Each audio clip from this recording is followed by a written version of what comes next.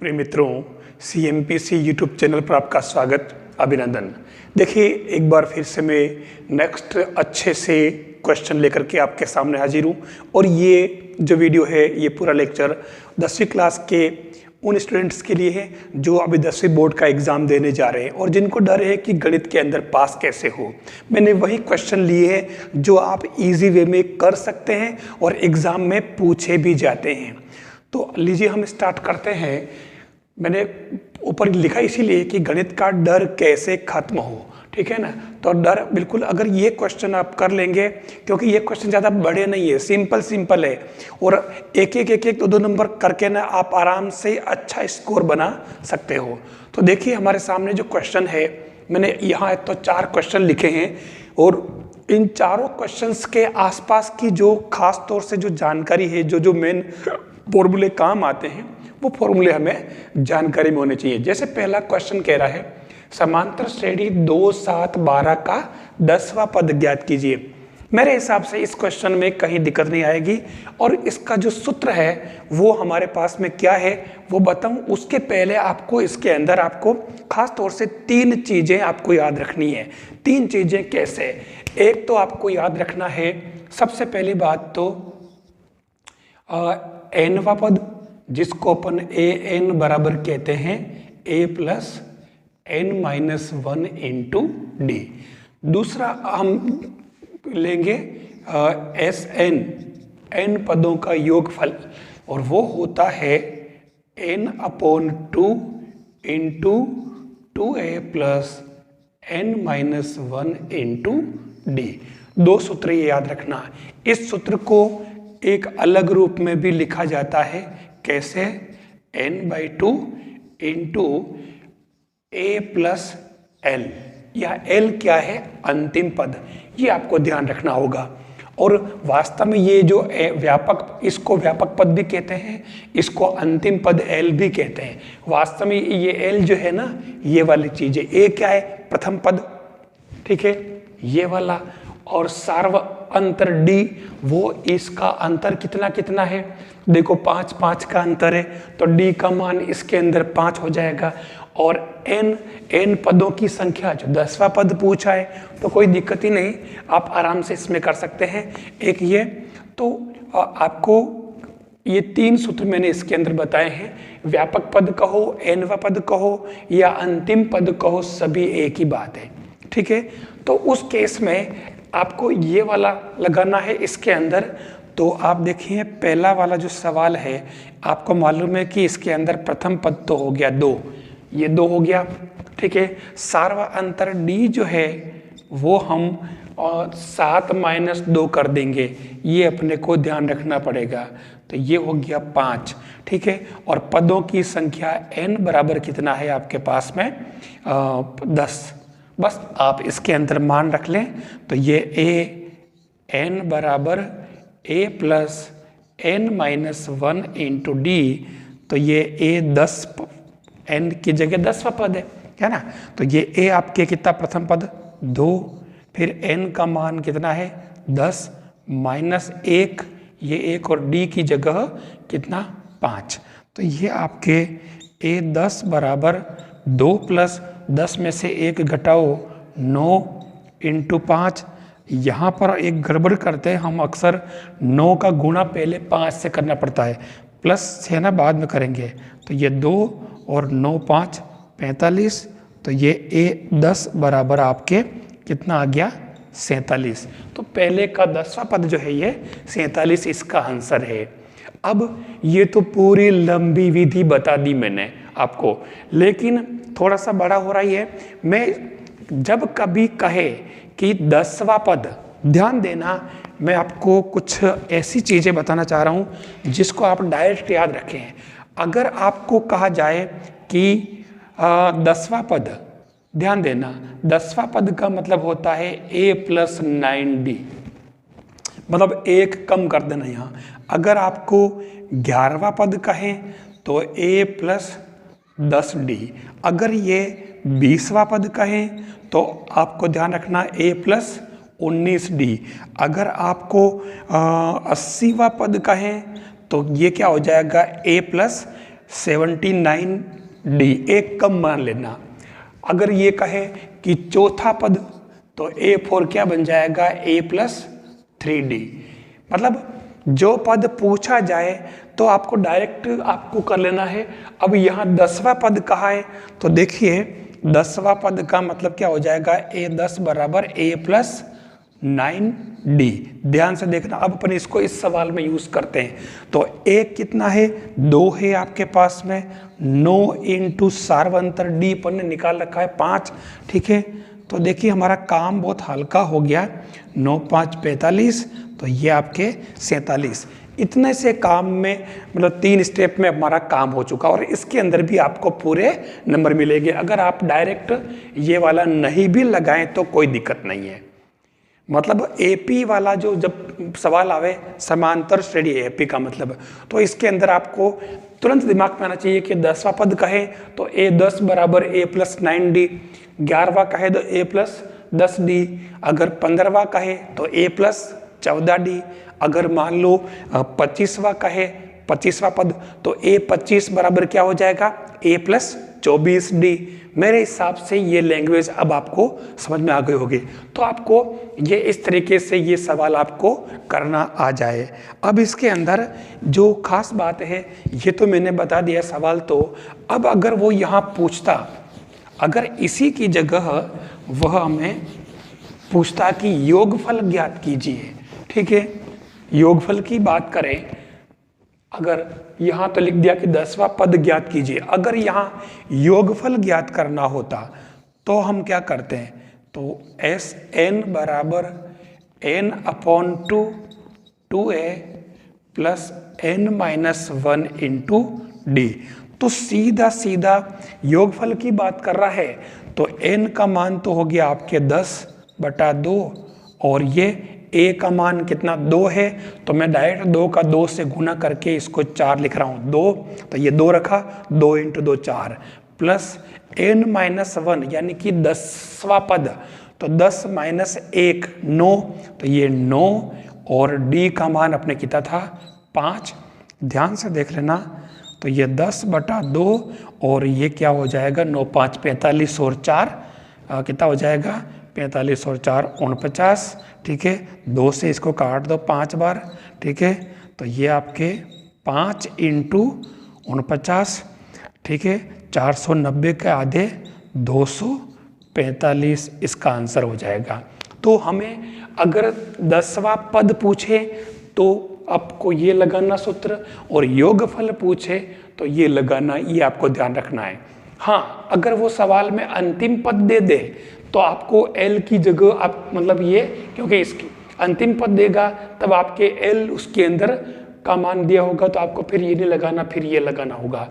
आपको ये 2 सूत्र इसके अंदर लगाने आ जाए, आपका सवाल इसका सही हो जाएगा। उसके बाद लेते हैं अपन दूसरा क्वेश्चन।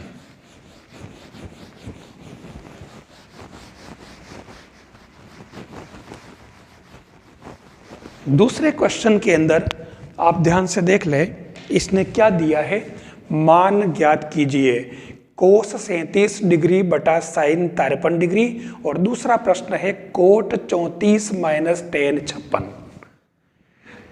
आपको बता दूं कि ऐसे क्वेश्चन जब आते हैं तब माइनस वाला आए तो इसका उत्तर 0, और अगर प्लस वाला आए मतलब बटे में आए, ठीक है, तो उस केस में आपके इसका आंसर 1 होगा। डायरेक्ट याद रखें, आपको डायरेक्ट बराबर 1 और बराबर 0 लिख देना है। अब ये हुआ कैसे, आपको मालूम है कि पूरक सूत्र जो मैंने बता रखे हैं, वो मैंने क्या बता रखे हैं, ये थोड़ा आपको याद कर लेना है। साइन 90 माइनस थीटा बराबर कोस थीटा, और कोस 90 माइनस थीटा बराबर साइन थीटा। दूसरा है आपके टेन 90 माइनस थीटा बराबर कोट थीटा, और ये कोट 90 माइनस थीटा बराबर टेन थीटा। और तीसरा है सेक 90 माइनस थीटा बराबर कोसेक थीटा, और कोसेक 90 माइनस थीटा बराबर सेक थीटा। ध्यान से देखें तो बड़ा लग रहा है, ज़्यादा लग रहे हैं बहुत सारे, पर बहुत सारे नहीं है। मैंने बताया देखो ये साइन का कोस तो कोस का साइन, टेन का कोट तो कोट का टेन, सेक का कोसेक, कोसेक का सेक। तो आपको तीन ही याद रखने हैं। सवाल जो बनेगा वो इनमें से या तो इसका बनेगा या इसका बनेगा या इसका बनेगा। और ये पता कैसे लगाएंगे, आपको ये देखना है कि 37 डिग्री और 53 डिग्री दोनों का जोड़ कितना आ रहा, 90 डिग्री। इसका मतलब ये बटे में हो तो इसका उत्तर 1, और यहाँ 34 और 56 दोनों संख्याओं को जोड़ो तो भी 90 डिग्री आ रहा है। यानी दो कोणों का योग 90 डिग्री हो तो उसको अपन क्या कहते हैं, पूरक कोण। तो ये पूरक सूत्र तो है सारे, ठीक है ना। तो इसलिए आपको ध्यान रखना है, यहाँ पर सवाल जो बनेगा इसमें या तो इन दोनों में बनेगा या इन दोनों में बनेगा या इन दोनों में बनेगा। तो cos 30, अब मैं बात करूं क्वेश्चन नंबर 2 का फर्स्ट, ये कह रहा है cos 37 degree upon sine 53 degree. मैंने कहा इसका उत्तर डायरेक्ट क्या लिख देना आपको, 1। कैसे लिख देना, आपको मालूम है कि cos और साइन दोनों में से एक काम करो, आप इसको ऐसे रहने दो और इसको भी ऐसे रहने दो। अब चेंज कहाँ करना है, या तो 37 को बदलो या 53 को बदलो, किसी एक को बदल दो। 37 को अपन क्या लिख सकते हैं, चलो एक काम करो, 37 का मतलब होता है 90 माइनस 53। आप 90 में से 53 घटाओगे तो 37 आ जाएगा। ये संख्या नीचे वाली से कटा लेनी, और नीचे आपके ये 53 है जो है, इससे कुछ भी नहीं करना। अब आप देखो cos 90 minus theta, cos 90 minus theta क्या आया, साइन थीटा, और साइन हमारे पास तो cos किसके अंदर बदल गया, साइन में। तो ये ऊपर हो जाएगा साइन थीटा, और नीचे भी ये ऑलरेडी जैसा है वैसा ही। तो आप देखो कि इसका उत्तर 1 आ गया, सेम पद आ गए। ये से ऐसे ही दूसरा वाला अगर करें, और ये कह रहा है सॉरी 34 माइनस 10 56। अब यहाँ पर भी दोनों का योग 90 डिग्री हो रहा है। तो आप देखें कि इसको अपन कोट को कोट ही रहने दो, ठीक है, और 34 को अपन लिख देते हैं 90 माइनस 56 डिग्री, क्योंकि 90 में से 56 घटाएंगे तो 34 आ जाएगा। तो 34 का मतलब 90 माइनस 56 हो गया। और ये इसको नहीं, किसी भी एक को इस बदलना, दोनों को नहीं बदलना। तो इसके अंदर कोट 90 माइनस थीटा, अब ये कोट 90 माइनस थीटा क्या आ गया, कोट किसके अंदर बदल गया, टेन में, है ना। तो ये टेन थीटा, तो अपन इसकी जगह क्या लिख देंगे, टेन थीटा। थीटा कौन है यहाँ पे, 56 माइनस 10 56, दोनों संख्याएं समान हो गई। तो आप देख लो कि इसका उत्तर 0। तो ये ध्यान रखना है कि मतलब सवाल कोस साइन में है, मतलब अपने पूरक सूत्रों के अंदर ही होना चाहिए, इसमें है। और अगर ये बटाबटी में है तो उसका उत्तर 1 आ जाएगा। जब इन दोनों को जोड़ोगे तो 90 डिग्री आना चाहिए। पहले ये भी चेक करना, एक तो दोनों का जोड़ देख लेना, 90 डिग्री होना चाहिए। दूसरा क्या देखोगे कि ये कोस और साइन एक दूसरे की पूरक है कि नहीं है, मतलब कोस साइन हो या टेन कोट हो या सेक कोसेक में होना चाहिए। तो बटा में होगा तो 1 और माइनस में होगा तो 0। ऐसे आपको डायरेक्ट ही उत्तर लिख देने हैं इनके, ठीक है। आपको ऐसे सेट करना पड़ेगा। इसके सवाल जो भी आएंगे उसमें आपस में ध्यान रखना है, या तो साइन कोस मिलेगा, सेक कोसेक मिलेगा, टेन कोट मिलेगा, और फिर उनके कोणों का योग जो है 90 डिग्री मिलेगा। अगर वो आगे पीछे कर रखे हो इनटू में तो उनको आप साथ में सेट कर लेना जोड़ा बना करके, तो आपका सवाल सही हो जाएगा वो।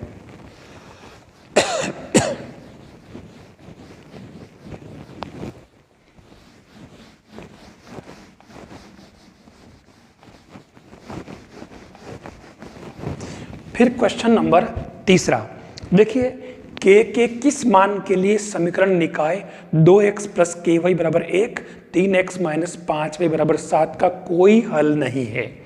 मेरे हर वीडियो में इस तरीके का सवाल आपको मिलेगा। चेंज कहाँ होगा, यहाँ पर कोई हल नहीं, अद्वितीय हल या फिर अपरिमित रूप से अनंत हल, ठीक है ना। तो मतलब 3 कंडीशन मैंने बता रखी इसके अंदर, और यहाँ कोई हल नहीं वाली शर्त है। तो हम इसके अंदर मैंने क्या बता रखा, मैं आपको बार बार बता रहा हूँ एक ही चीज़, ठीक है, वो आपको ध्यान रखना पड़ेगा। क्या क्या बताया मैंने इसके अंदर, एक बताया मैंने A1/A2 बराबर B1/B2 बराबर C1/C2। दूसरा मैंने बताया A1/A2 बराबर B1/B2 बराबर C1/C2।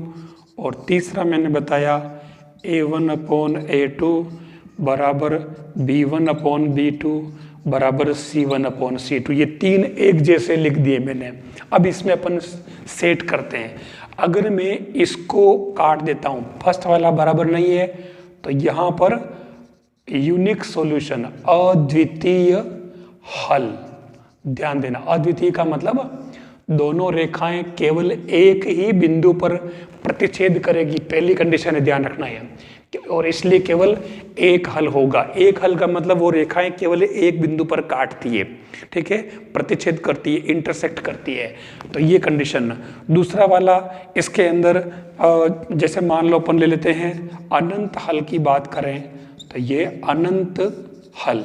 अनंत हल के अंदर आप इन सब को बराबर रहने दो, चेंज नहीं करना, ठीक है। और ये जो कह रहा है यहाँ पर कोई हल नहीं, ध्यान देना, कोई हल नहीं।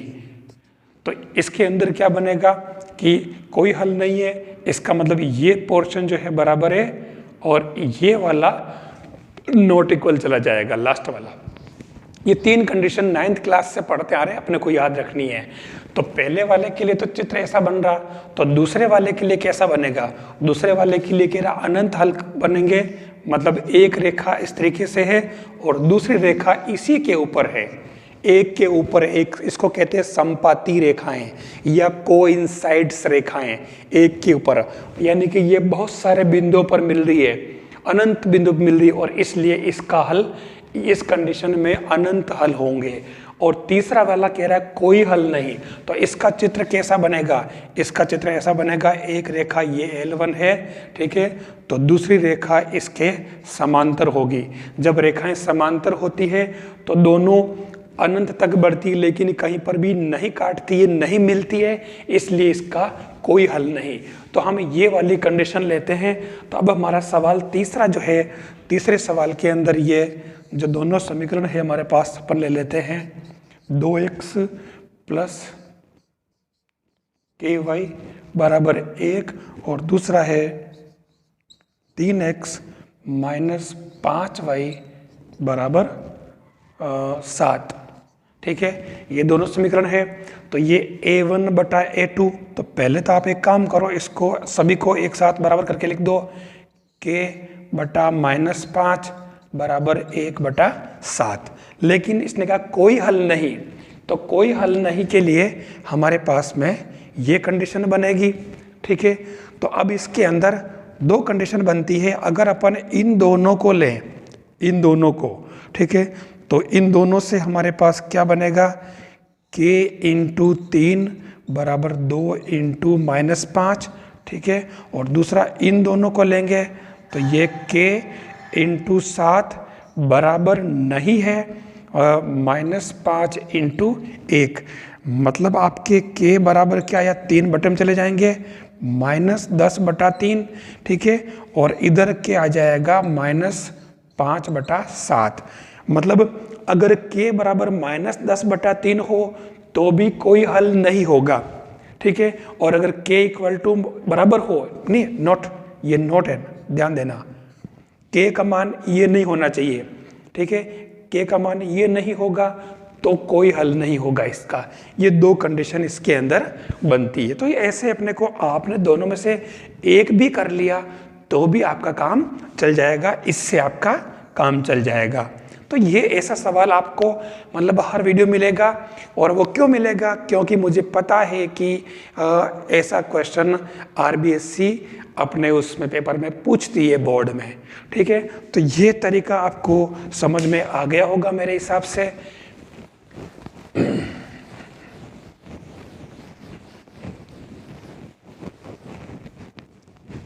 फिर देखें अगला चौथा क्वेश्चन, समीकरण x square minus 8x plus के बराबर 0 के मूल समान हो तो k का मान ज्ञात कीजिए। मतलब जो समीकरण दे रखा है इसके रूट इक्वल है। ठीक है, अब मैंने आपको बता रखा है कि जो द्विघात समीकरण होता है उस द्विघात समीकरण की 3 कंडीशन मैंने बता रखी है। किसी भी द्विघात समीकरण के लिए हमें क्या क्या जानकारी होनी जरूरी है। मान लिया जाए द्विघात समीकरण आपके पास में है ax square plus b x plus c बराबर 0। देखिए जो द्विघात समीकरण का जो सवाल घूमता है, मैं जो यहाँ पर 2-3 चीजें बता रहा हूँ, बोर्ड परीक्षा के अंदर सवाल इन 2-3 चीजों के आसपास ही घूमता है। 2-3 चीजों के जो मैं बता रहा हूँ यहाँ पे। ठीक है, पहली बात, अगर इसके मूल अल्फा और बीटा है तो आपको मालूम है कि मूलों का योग होता है -b/a और मूलों का गुणनफल होता है c/a। ठीक है ना, यानी कि सम तो हो जाएगा -b/a और प्रोडक्ट हो जाएगा c/a। ये अपने को पता है। ठीक है, इससे ये इसके लिए पहली बात तो आपको ये याद हो गई होगी। ठीक है, ये दोनों इसके लिए द्विघात समीकरण का नाम आते ही आपके दिमाग में ये आना चाहिए ax square plus b x plus c. फिर हमें इसके अंदर एक्स स्क्वायर एक्स अपनी जगह रहेंगे, हमें ए बी सी का मान का पता लगाना है। जैसे हमारे इस सवाल में देखो आप, x square minus 8x plus के बराबर 0, तो देखो x के सामने x का गुणांक तो है -8। ठीक है, तो ये b तो हो जाएगा -8। फिर यहाँ एक्स स्क्वायर के साथ में यहाँ पे a है, तो एक्स स्क्वायर के साथ में यहाँ पर आपको कुछ नज़र नहीं आ रहा है, बहुत सारे इसको एक्स स्क्वायर ही लिख देते हैं। नो, एक्स स्क्वायर के साथ यहाँ गुणांक अगर 1 है कोफिशिएंट, तो यहाँ पर एक्स स्क्वायर गुणांक मतलब a है तो यहाँ पर 1 हो जाएगा। जब कुछ नहीं होता है तो 1 होता है 1, और इसलिए a का मान आपके 1 हो जाएगा और c की जगह कौन हो गया आपके k। तो ये आपको इसके अंदर ध्यान रखना होगा। अब मैं सवाल करूँ उसके पहले जो 3 कंडीशन है, ये दोनों मूल, सबसे पहली बात तो अगर मूल समान, दोनों मूल समान है, ठीक है, दोनों मूल वास्तविक, 3 कंडीशन बनती है, ध्यान रखना, वास्तविक और भिन्न भिन्न और काल्पनिक। ठीक है, ये काल्पनिक 3 कंडीशन बनती है। जब आपके समान की बात करें तो ये बी स्क्वायर माइनस 4ac बराबर 0, और जब वास्तविक की बात करें तब ये बी स्क्वायर माइनस 4ac जो है बड़ा होगा 0 से, और जब मूल काल्पनिक की बात करें तो ये बी स्क्वायर माइनस 4ac जो है वो आपके लेस देन 0 हो जाएगा। ये 3 कंडीशन ध्यान रखनी है, लेकिन हमारे लिए जो इम्पोर्टेंट है ये वाली सबसे ज़्यादा इम्पोर्टेंट है। अब हमारा जो सवाल दे रखा है कि ये x square minus 8x plus के बराबर 0 के मूल समान हो तो मूल के का मान निकालना है। तो अब यहाँ पर हमारा जो सवाल है चौथा वाला, ये दे रखा है एक्स स्क्वायर माइनस 8x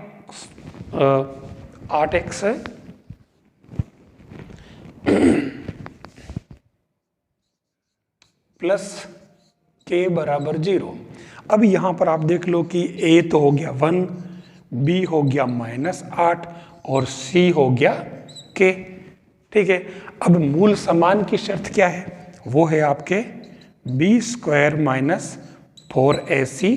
ये मैंने स्मॉल कैपिटल जो है अपने मैंने यहाँ कैपिटल कर दिया, स्मॉल कर दिया, तो कोई खास बात नहीं है, अपने को ये a b c ही समझने हैं। ठीक है, तो b स्क्वायर यानी कि अपने -8, ये आपके होल स्क्वायर 4, और a का मतलब 1, c का मतलब k बराबर 0, तो ये आपके क्या हो गया 64, और ये 4k बराबर 0, तो ये 4k माइनस का बराबर 64, और ये आपके माइनस माइनस प्लस हो जाएगा। तो 4 का भाग 64 में कितनी बार जा रहा, 16 बार, तो ये 16 चौके 64, 4 का भाग लगा दिया। तो ये k बराबर अगर 16 होगा तो इसके मूल समान होंगे। आगे समझ में? तो ये आपको इसके अंदर ध्यान रखना होगा। अब इसके अंदर थोड़ा वो चेंज करता है, ठीक है। अब एक काम करता हूं मैं, वो इसके मूल समान होने की बात कर रहा है, ठीक है। तो मैं वो चीज आपको बता दूं, लेकिन उसके पहले इस द्विघात समीकरण से जुड़ा जो कुछ एक और पार्ट है वो हमें ध्यान रखना होगा। वो क्या है? जैसे एक सवाल आता है इसी का, क्वेश्चन नंबर 5, जैसे इसने दे दिया कि x square minus 5x minus 24, ठीक है, बराबर 0। कोई भी क्वेश्चन दे दिया इसने, ठीक है, अपने मन से अपन ले सकते हैं। तो एक ही रहे कि इसको हल कीजिए। देखिए ये प्रश्न पूछा जाता है, तो ये हल करने की बात जब कहता है तो हमें सबसे पहले ध्यान क्या रखना है कि इसके अंदर इसका जो x square plus b x plus c बराबर 0 है, वास्तव में ये ओरिजिनल रूप यही से, इसमें खाली ए बी सी की जगह इसने मान रख दिया है। एक इस ए को 1 कर दिया है, बी को -5 कर दिया है और सी को -24 कर दिया है। तो द्विघात, बाकी एक्स स्क्वायर और एक्स अपनी जगह पर है, देख लो आप, तो द्विघात समीकरण हो गया ये, है ना। तो अब इसमें इसको हल करने की बात कर रहा, यानी कि किसका मान पूछा इसने? अल्फा और बीटा का। तो इसके लिए हमें एक सूत्र याद रखना पड़ेगा, द्विघाती सूत्र, श्रीधराचार्य सूत्र भी कहते हैं, द्विघाती सूत्र भी कहते हैं, और वो होता है x बराबर -b plus minus under root में b square minus 4ac upon 2a। ये फॉर्मूला हमें हमेशा याद रखना होगा, ठीक है ना। x का मान निकालने के लिए इसको अपने को याद कर लेना चाहिए। 3 टुकड़ों में याद करो। पहला पद क्या है? -b, दूसरा पद क्या है? रूट के अंदर b स्क्वायर माइनस 4ac, और रूट के अंदर जो पद है ये तो अपन मूल समान, वास्तविक और काल्पनिक का पता लगाने के लिए अपन ये पद ही तो काम में लेते हैं, b स्क्वायर माइनस 4ac। वो 3 कंडीशन मैंने भी यहाँ लिखी थी तो वही थी, तो आप ये याद रख सकते हैं। और नीचे क्या है? 2a, ठीक है, बीच में प्लस भी है और माइनस भी है, दोनों लगाने। तो इसको 3 टुकड़ों में याद करना, 3-4 बार आप लिख के देख लोगे तो आपको याद रह जाएगा, ठीक है। अब इसको अगर हल करें तो आप ध्यान से देखें कि इसके अंदर a का मान कितना है? 1, b का मान है -5 और c का मान है -24। ध्यान देना। तो हमारा जो सूत्र है वो है क्या है? -b plus minus under root b square minus 4ac upon 2a। तो आप माइनस सूत्र में ही ध्यान रखना पहले से ही। और अब b का मान देखते हैं यहाँ पे, तो b का मान पहले से ही माइनस में आ रहा है, तो सूत्र का माइनस और ये b का मान माइनस में था, तो ये माइनस माइनस प्लस कर देंगे और यहाँ पर अपन ओरिजिनल 5 लिखेंगे, फिर plus minus as it is लिखेंगे। यहाँ से चल रहे हैं अपन, इसको देखते जाना, नीचे लिखना। फिर अंडर रूट लगाने के लिए कह रहा, तो ये अंडर रूट लगा दिया। अब b स्क्वायर का मतलब -5 का स्क्वायर, फिर ये 4 और a का मतलब 1 और c का मतलब -24। जब कभी माइनस में आया तो इसको कोष्टक में लिख देना, और नीचे 2a, 2 इंटू 1, a का मान 1। अब ये 5 अपनी जगह, ध्यान से देखना, 5 का स्क्वायर 25 हो जाएगा, और ये माइनस क्योंकि गुणा है तो माइनस माइनस प्लस हो जाएगा, और 24 चौके 96 हो गया, ये रूट में, और ये नीचे 2। ध्यान से देख लेना। अब यहाँ 5 प्लस माइनस चलता रहेगा, 9 और 5 14, और 6 और 5 11, मिस्टेक कर दी, जोड़ बाकी तो करनी है, करना कुछ नहीं है। 6 और 5 11, 9 2 11 ने 1 12, 121। अब अपने को ये कुछ चीज़ें याद रखनी पड़ेगी। तो ये 5 प्लस माइनस 121 का वर्गमूल 11 होता है, नीचे 2। तो अब ये इसको आप आगे बढ़ाएंगे, प्लस माइनस जो है ना अब काम आ रहा है। कैसे? एक बार आप प्लस कर दें, 5 + 11 / 2 और दूसरा हो जाएगा 5 माइनस 11/2। तो ये हो जाएगा 11 और 5 कितने हुए 16, 16/2 यानी कि 8, और 5 में से 11 गए तो माइनस के 6 बचे, तो -6/3 है ना, -6/3 तो 2 नहीं बटा 2 है ना, तो 3, तो ये -3 आ जाएगा। हम इसको गुणनखंड विधि से भी कर सकते हैं, इसकी 3 विधियां हैं, ठीक है। ये आपके इसके दोनों मूल आ गए दोनों, यानी इसको हल करेंगे तो क्या आएगा 8 और 3, ध्यान से देखना, ठीक है। मैं इसमें बहुत खास तौर से मैंने कहा ना, जो क्वेश्चन घूमता है वो इसी टॉपिक के इसी के इर्द गिर्द चलता है, तो ऐसे इसको हल करना। अगर वो कहे कि हल कीजिए तो आपको ये करना, यानी अल्फा और ये बीटा के मान हो गए, ध्यान से देखना, ठीक है। अब अपन एक काम करते हैं, मैं इस क्वेश्चन को चेंज करता हूं, देखना चेंज कैसे करूंगा। हमारे अल्फा और बीटा ये आ गए, ध्यान से देखना। अब ये क्वेश्चन 6, इसी क्वेश्चन को मैं अलग तरीके से ले लेता हूं। वह द्विघात समीकरण, लिखिए, ये प्रश्न राइट बनता है, लिखिए,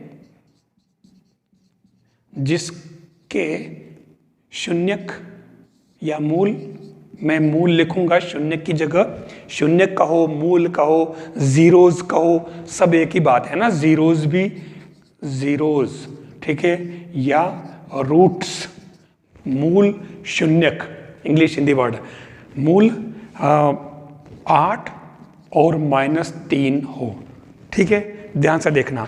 यानी ये अल्फा और बीटा, ये क्वेश्चन मैंने उल्टा बना दिया है। अब इसमें आपने देख लिया कि अल्फा बराबर तो 8 और बीटा बराबर -3, किसी को भी कर सकते हो आप, इसको अल्फा इसको बीटा कर सकते हो, फर्क नहीं पड़ता। अब आपको मालूम है कि जो द्विघात समीकरण का जो सूत्र होता है वो क्या होता है, x², मैंने बता रखा आपको पहले वीडियो में, alpha plus beta x plus alpha beta बराबर 0। ध्यान से देखना आप, x² और अल्फा प्लस बीटा यानी कि 8 + 3, ये माइनस का था इसलिए मैंने माइनस कर दिया है, और प्लस अल्फा इंटू बीटा बराबर 0। तो देख लीजिए, ये x² 8 में से 3 गए तो 5 बचे, और ये बाहर x एज इट इज, और ये प्लस माइनस माइनस 8 तारी 24 बराबर 0।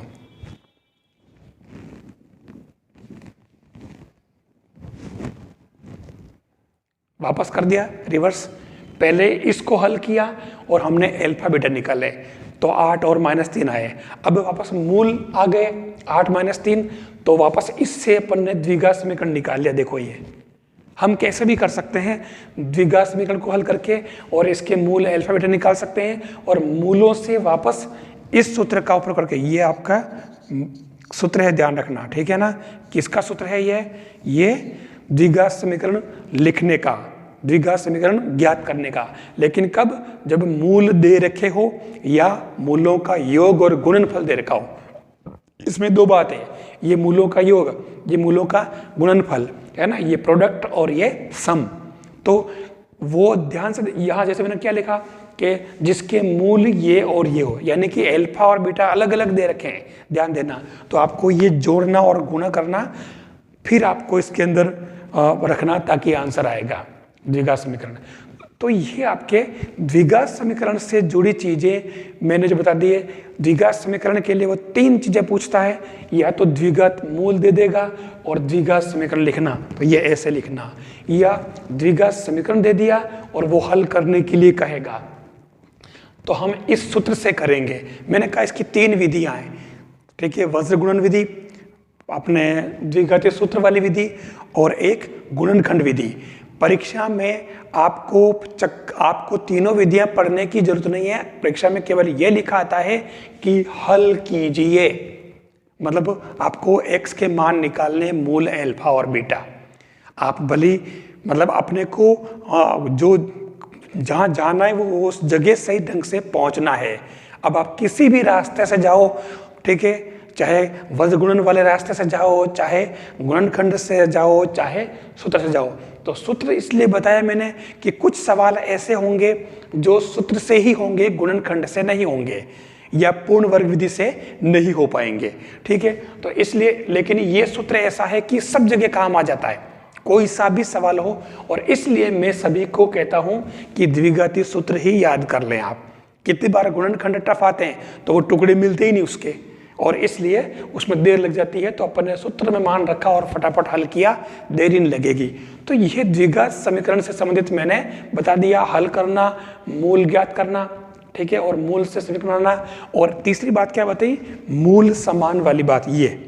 और मूल समान वाली बात कौन सी याद रखनी है, मैं फिर से लिख रहा हूं, बी स्क्वायर माइनस 4ac बराबर 0। ये मूल समान होने की शर्त आपको हमेशा याद रखनी है, ठीक है। ये इस तरीके के इसके जो अपने क्वेश्चन आते हैं। तो ये मेरे हिसाब से आपको समांतर श्रेणी, पूरक सूत्र वाले सवाल, और ये रैखिक युग्म वाले, और ये आपके मूल समान वाले शर्त जो है ये आपको समझ में आ गए होंगे। एक क्वेश्चन मैं आपको, जो क्योंकि मैं हर वीडियो में वो क्वेश्चन लगभग ले रहा हूं और लेना जरूरी भी है, क्योंकि वो वैसा क्वेश्चन उसके अंदर पूछेगा। तो मैं बार बार उस क्वेश्चन को ले रहा हूं ताकि आपको जब ये वीडियो अगर देखेंगे तो आपके ये सही हो जाएगा। क्वेश्चन नंबर 5, 6 और ये 7 वाले गीताओं में चलो। रैखिक समीकरण युग्म